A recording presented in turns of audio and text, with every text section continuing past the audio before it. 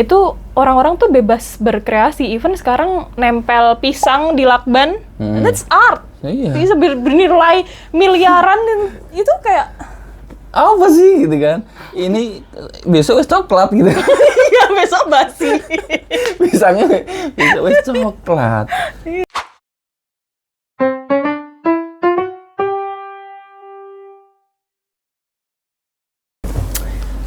Oke, kembali lagi bersama kita di HRD Masa Kini. Hari ini kita akan mendengarkan kisah karir dari seorang bisa dibilang seniman, tapi fokusnya lebih ke melukis. Kita akan membedah apakah melukis masih relevan di masa-masa sekarang ini. Bersama Tri Lestari. Halo. Jadi, Tar, langsung saja. Masih senang lukis? Masih. Jadi dulu itu kami pernah melukis bareng ketika di tempat kuliah. Berarti berapa tahun yang lalu, Tar? 9 tahun lalu, bro. Hampir 9 tahun yang lalu mungkin ya? 11 tahun lalu, men. Kita kuliah 2014 masuk. 2014? Sekarang 2025, 11 tahun lalu. Lama banget ya, berarti. Gila sih. Sejak kuliah sampai sekarang, berarti selama itu ya? Iya. Oke. Sampai lumayan. aku sederhana ya ternyata ya. Oke. Lumayan. Seniman atau pelukis, fokusnya pelukis ya. Sebenarnya menuju ke menjadi pelukis itu kita butuh apa sih, Tar? Apakah kita butuh pendidikan formal? Apakah teman-teman pelukis di luar sana apakah ada yang penting melukis atau gimana, Tar? Sebenarnya? Kalau menurutku sih karena melukis itu passion ya. Jadi dan juga secara harfiah mungkin kalau kita sebut pelukis sebagai ranah profesi, yang mana profesi kan juga kalau dari kata dasarnya profesi kan diambil bahasa Yunani, profes yang artinya panggilan jiwa. Siap. Kok aku serius banget? Siap. Sebenarnya kita sekarang ada di Yunani. Ini Yunani, Nina, Yunani. Yunani. Oke. Profesi dari bahasa Yunani. Gak apa-apa, lanjut. Iya bener. Jadi profesi kan dari bahasa Yunani profes, artinya panggilan jiwa. Jadi serius ini? Iya serius. Panggilan jiwa. Artinya panggilan jiwa. Berarti nggak boleh terpaksa berarti sebenarnya? Iya, jadi masing-masing orang-orang yang mencintai pekerjaannya, mencintai profesinya itu kan ya memang karena panggilan jiwa. Itu yang beneran berprofesi berarti? Iya, yang beneran berprofesi. Apapun role-nya sebenarnya, nggak cuma hanya seniman ataupun even kayak misalkan Uki sebagai HR, ya mungkin itu sebenarnya memang panggilan jiwa meskipun dulu kuliahnya di ekonomi, tapi berorganisasi tetap memilih role-nya sebagai HR pun kerja sebagai HR ya karena memang panggilan jiwa. Profes. Profes. Dan menurutku panggilan jiwa ini kan sesuatu yang tidak bisa kita raih secara instan ataupun tidak bisa kita tolak. Iya, jadi karena memang sudah digariskan demikian gitu, sudah memang panggilan jiwa. Dan perjalanannya pasti beda-beda kan menuju panggilan jiwa tadi ya. Iya.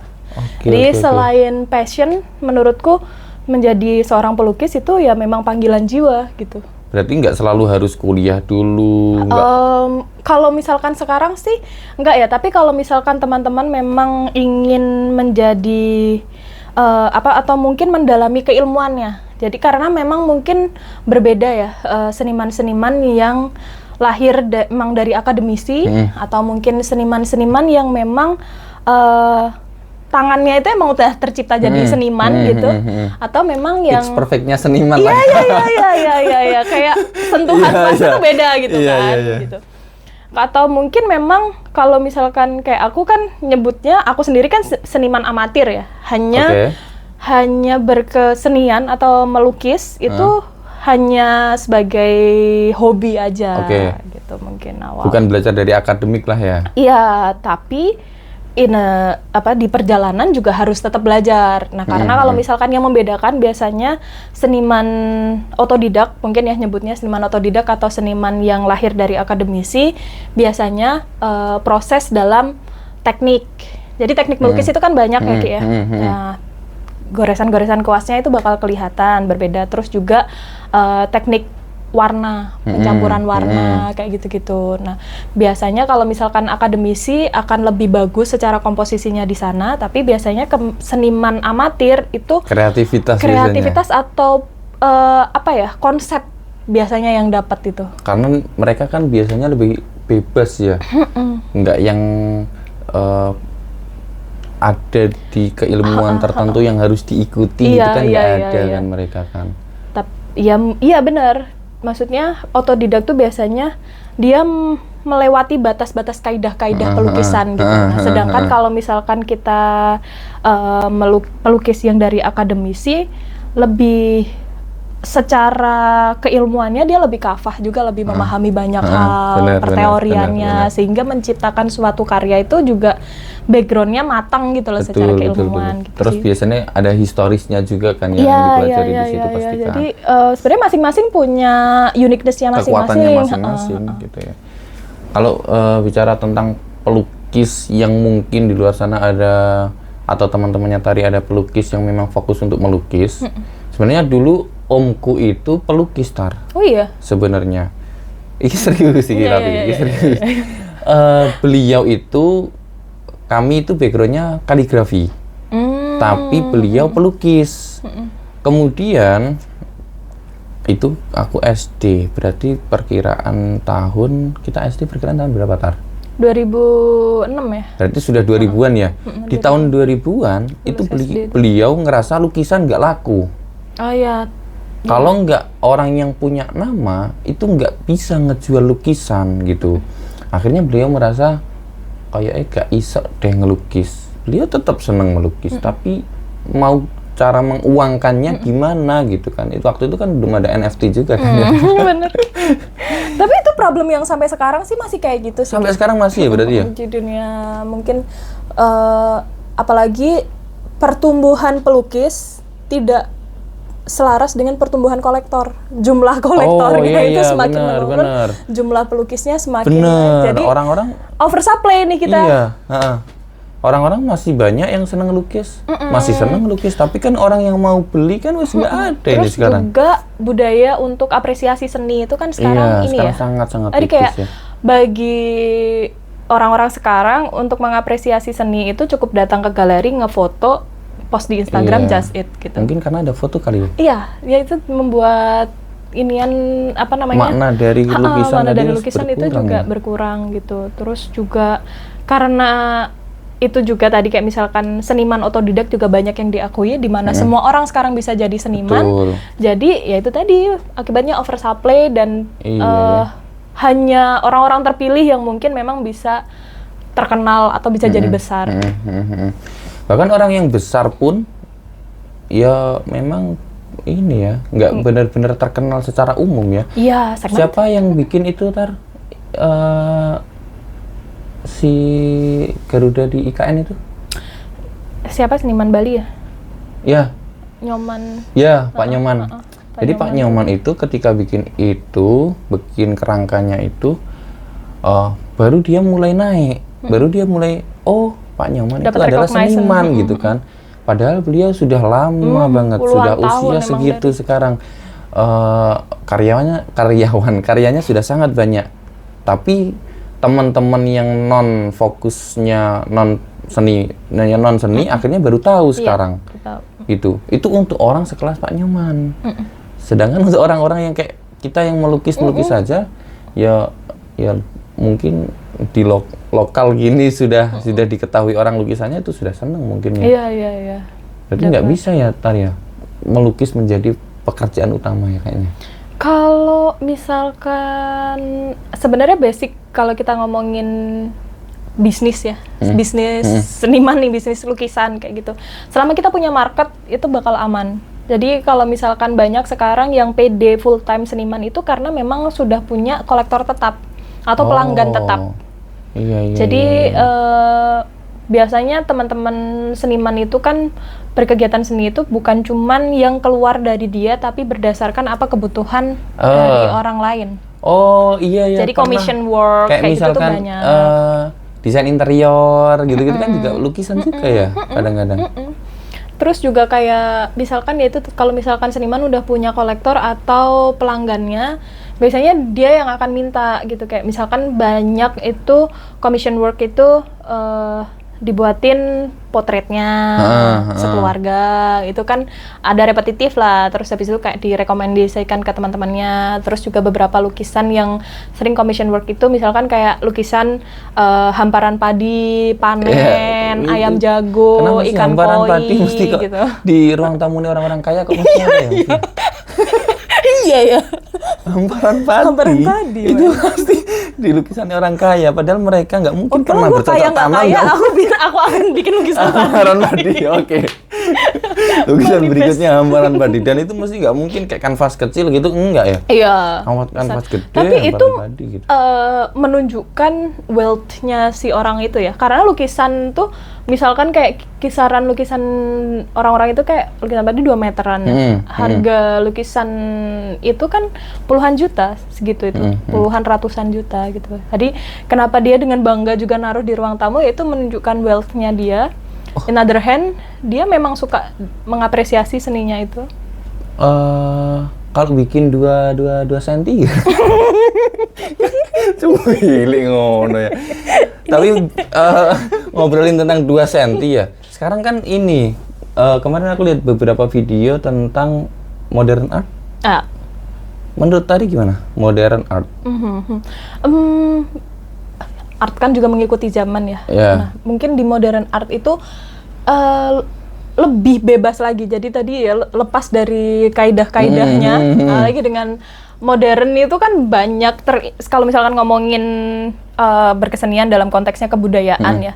Kalau budaya modern ini kan memang berangkatnya dari kebudayaan liberalitas, di mana tidak ada batas-batas yang bisa menghalau kita untuk berekspresi. Nah, termasuk juga di situ. Jadi dengan modern art itu orang-orang tuh bebas berkreasi. Even sekarang nempel pisang di lakban, that's art. Bisa bernilai miliaran, dan itu kayak apa sih gitu kan? Ini besok wis coklat gitu. Iya, besok basi. Pisangnya besok wis coklat. Gitu. Terus pasir diapakan jatuh, terus itu tinta, performing art tuh banyak iya, sekarang. tinta hitam ditempel-tempel di apa gitu kan, sambil atraksi apa, menari gimana, kayak mungkin orang di luar sana kan banyak yang ngerasa, lah apakah ini art yang dimaksud, kan gitu ya, kayak apa sih? Ya sekarang pemaknaan art juga semakin meluas kan ya. Jadi kayak dulu mungkin kaidahnya ketika melihat sebuah seni itu demikian, ada panduannya gitu. Tapi kalau misalkan sekarang kita bebas gitu menilainya, kayak misalkan pisang.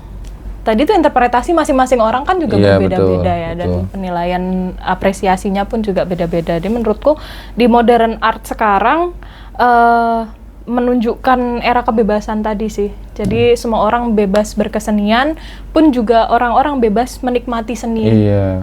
Bahkan kita kalau bilang itu jelek, itu bagus, ya bebas juga ya. Kayak ya wes gitu kan. Bebas aja. Karena kan ya tergantung pasarnya masing-masing ya, itu bagus apa enggak. Orang nyebutnya tergantung selera, tergantung pasarnya, tergantung apa ya. Basically kalau misalkan, tapi kalau itu yang membedakan seni yang klasik sama yang seni modern mungkin ya. Kalau seni klasik itu kita semua paham, kita semua sepakat kalau itu pasti bagus. Jadi kayak lukisan Mona Lisa, terus habis itu kayak dengan teknik-teknik tertentu yang memang dipikirkan gitu ya. Itu kita mutlak bilang bagus gitu, karena memang itu terlahir dari proses yang ini ya, detailingnya, tekniknya, itu karya-karya klasik itu sudah mutlak bagus. Tapi kalau misalkan karya-karya modern, menurut beberapa orang bagus, menurut beberapa orang biasa aja, menurut beberapa orang lagi jelek. Bisa jadi bilang jelek. Nah itu, ya itu karena menunjukkan era kebebasannya. Berarti cocok nih, kanvas 2 cm. Kayaknya mending gambar di kuku, Mas. Kita bikin nail art. Iya. Nah ini Mona Lisa nih. Ini mau nangis sudah. Aduh, oke, kita akan coba menjawab dari bukan saya ikut menjawab ya. Sebenarnya Tari nanti akan menjawab pertanyaan-pertanyaan random yang ada di dalam sini. Oke. Gitu ya. Pertanyaan-pertanyaan akan sangat random, bahkan saya juga lupa, ini sudah beberapa bulan yang lalu saya menuliskan gitu kan. Kita mulai dari pertanyaan pertama. Kita kasih waktu ya. Kita kasih waktu 10 menit, 11 menit. 11 menit.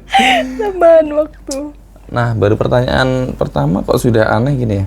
Jika kamu memiliki satu superpower untuk memudahkan pekerjaanmu sebagai artis ya berarti ya, apa yang akan kamu pilih? Superpower. Melukis menggunakan superpower yang bagaimana?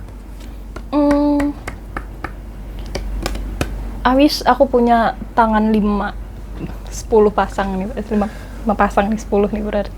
Oh iya, jadi kayak bisa ngelukis banyak langsung gitu ya. Iya. Tapi otaknya nyampe. Ya, jadi kan gitu kan. Itu ya, iya juga sih ya. Ya udah otaknya 10 juga deh. Oke. Iya sih. Iya juga ya, percuma punya tangan 10 otak 1. Yang 2 ngupil dong. Jadi ini ngelukis nih, ini megang minum, cuma megang gitu kan. Gini Bener. Karena kebiasaan pelukis itu habis pakai kuas, dia pasti salah nyelupin ke air itu ke air kopinya. minum ya kan ya. Sebenarnya ini air bilas, tapi warnanya kayak warna air minum kan jadinya. Aduh. Oke, kita ke pertanyaan berikutnya.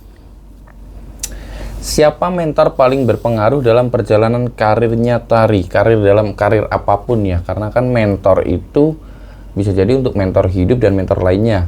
Dan bagaimana dia membantumu berkembang?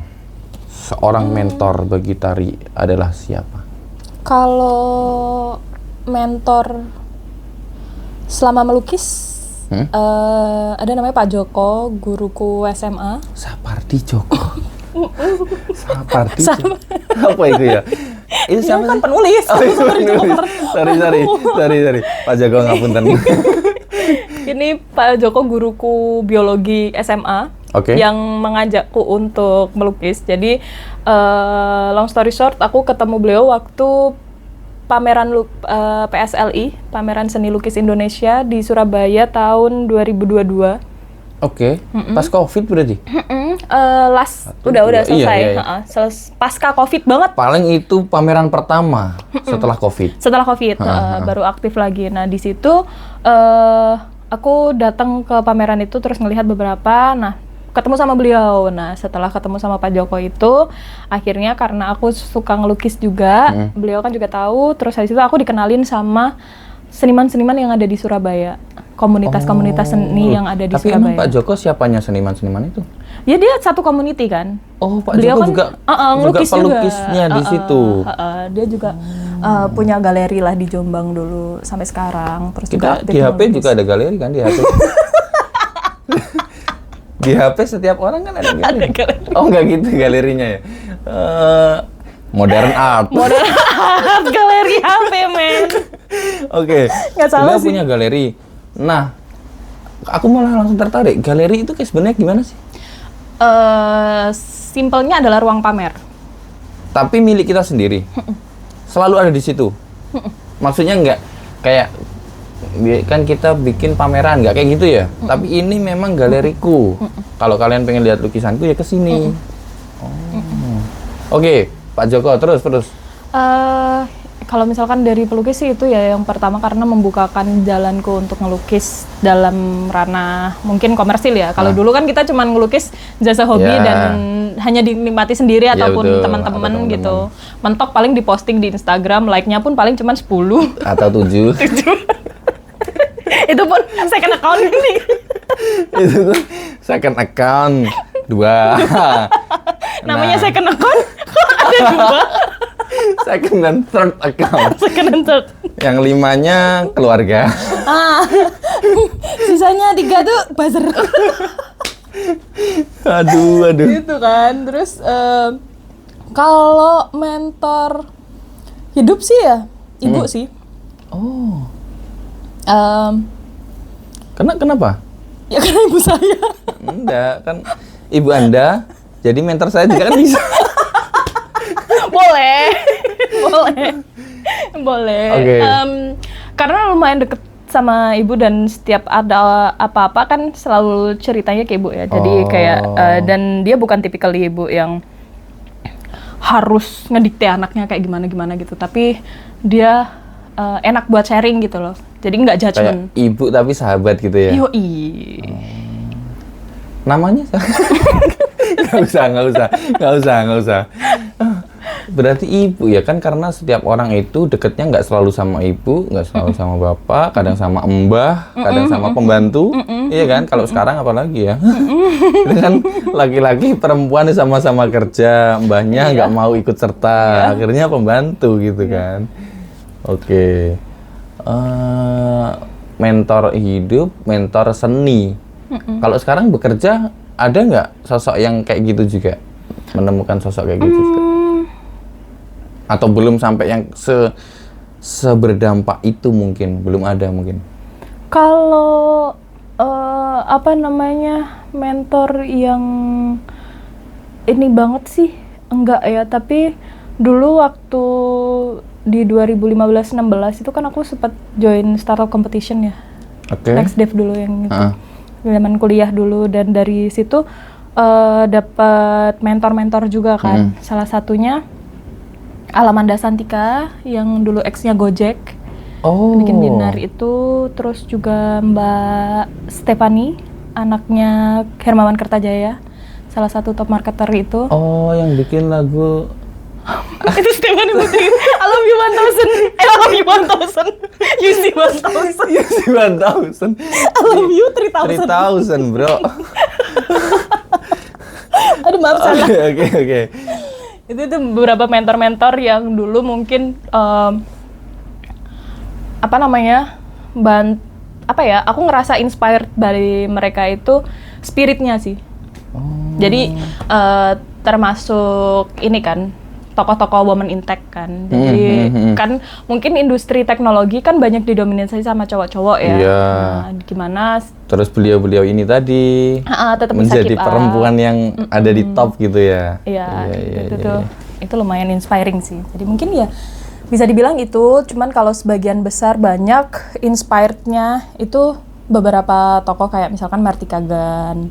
Marty Kagan itu salah satu kayak yang di Silicon Valley, dia itu banyak ngasih kelas-kelas tentang product development. Terus jadi bikin ideasi tentang produk-produk development itu Marty Kagan.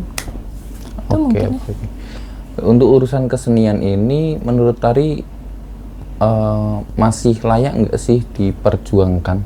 Maksudnya kayak kita terjun di dunia seni atau di dunia lukis gitu, masih layak nggak sih?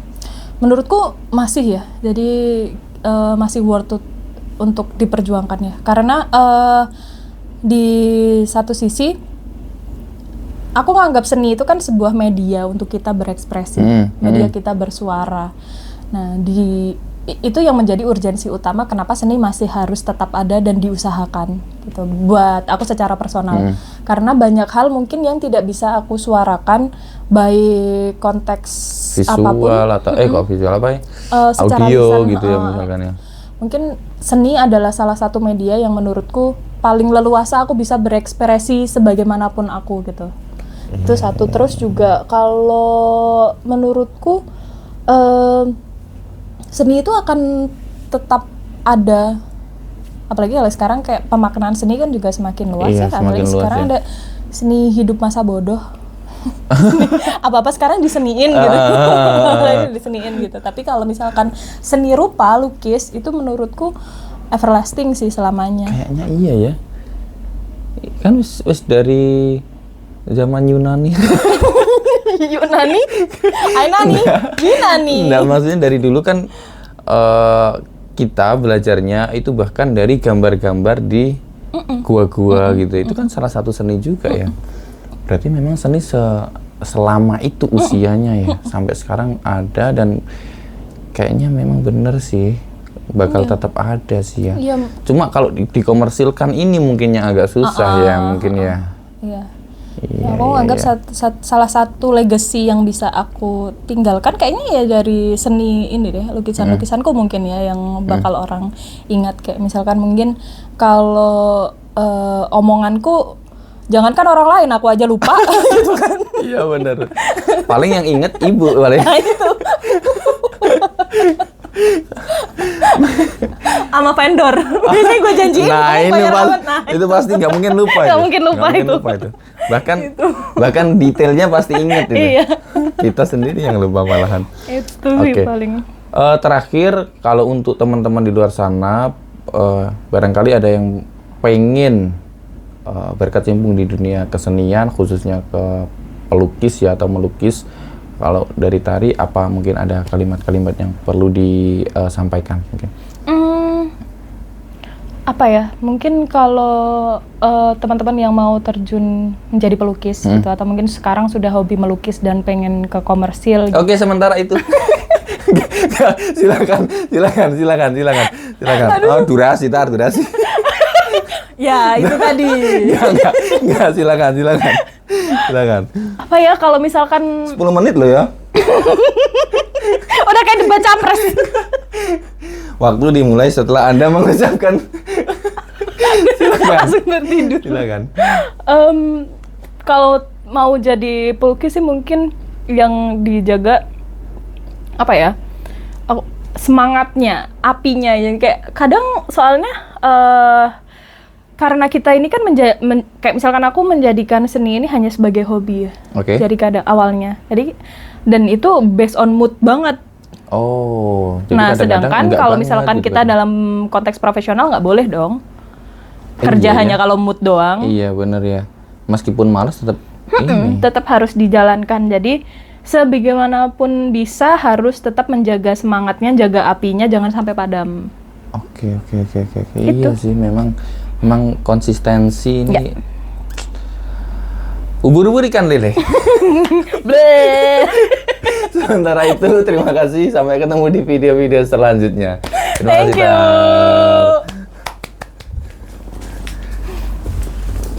Berapa lama itu?